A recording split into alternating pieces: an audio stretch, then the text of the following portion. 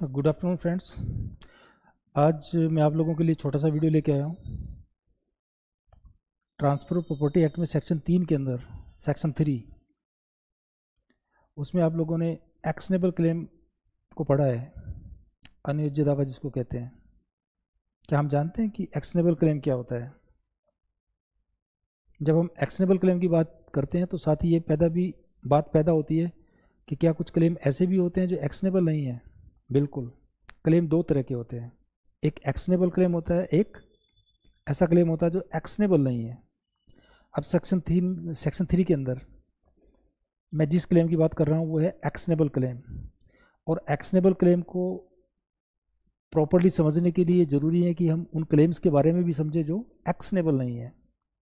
एक सीधी लाइन में अगर बोलें, एक्शनेबल क्लेम क्या होता है? Unsecured debt claim for unsecured debt actionable claim है। और फिर ऐसे क्लेम कौन से होते हैं जो एक्शनेबल नहीं है?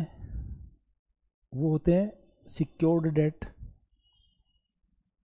ये एक्शनेबल नहीं होते।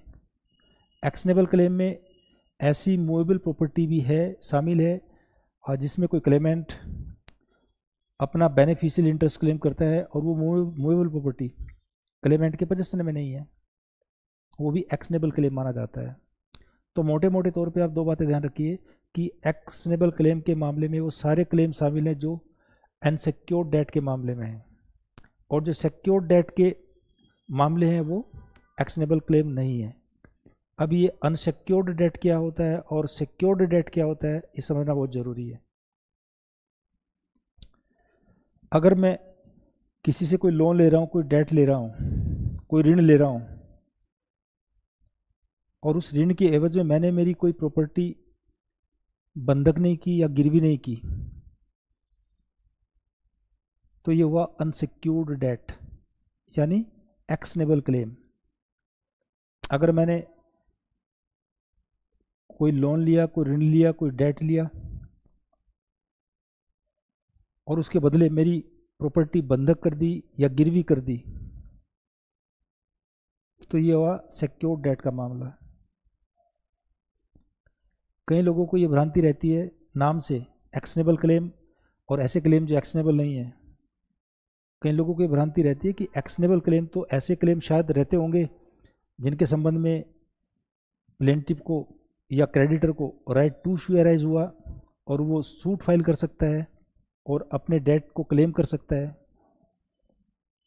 और जो क्लेम एक्शनेबल नहीं है वो ऐसे क्लेम होंगे जिसमें क्रेडिटर को राइट टू सू अराइज नहीं होता, जो कोर्ट में सूट नहीं ला सकता। लेकिन ये डिस्टिंक्शन नहीं है दोनों में, एक्शनेबल क्लेम और जो ऐसे क्लेम है जो एक्शनेबल नहीं है, दोनों में राइट टू सू पैदा होता है, दोनों में सूट फाइल हो सकता है। अगर एक्शनेबल क्लेम है तो भी सूट फाइल हो सकता है कोर्ट में, अगर क्लेम एक्शनेबल नहीं है तो भी कोर्ट में सूट फाइल हो सकता है। फिर डिफरेंस क्या हुआ? डिफरेंस हुआ इस बात को लेके, रिलीफ को लेके डिफरेंस है। जहाँ पे क्लेम एक्शनेबल है वहाँ पे पर्सनली लायबिलिटी बनती है उस डेट को पे करने की डेटर की,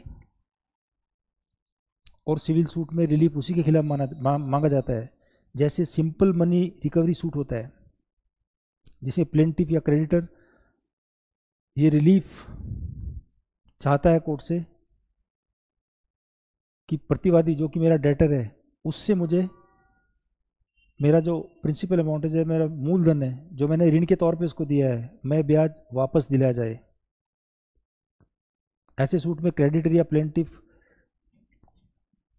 डेटर की किसी स्पेसिफिक प्रॉपर्टी से उस ऋण की वसूली की बात नहीं करता, ना उस संबंध में रिलीफ मांगता है, क्योंकि ये पर्सनल लायबिलिटी है।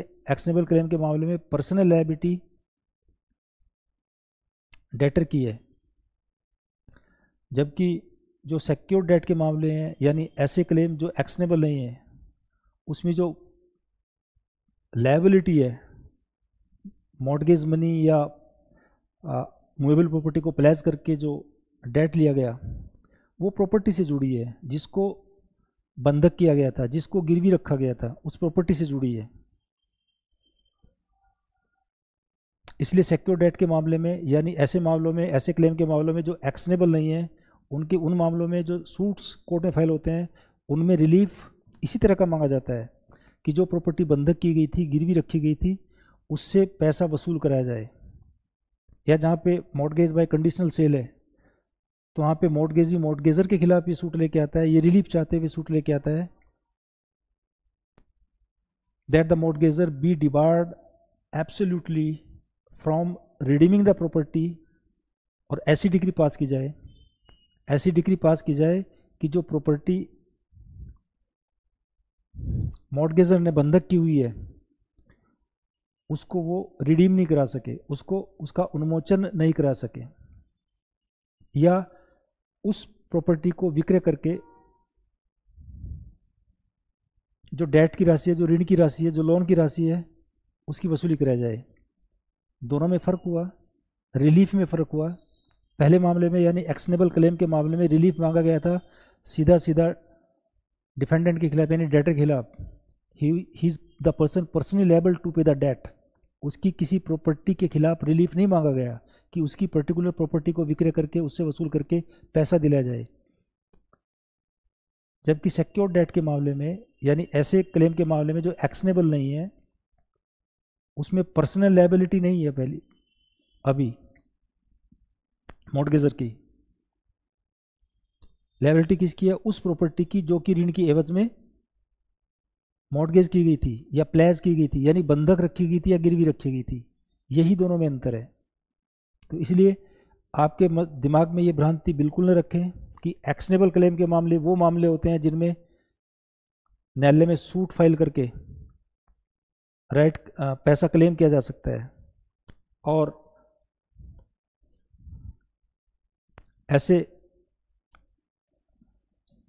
क्लेम एक्शनेबल क्लेम जो एक्शनेबल क्लेम नहीं है, ऐसे डेट, उनके लिए सूट कोर्ट में नहीं लिया जा सकता।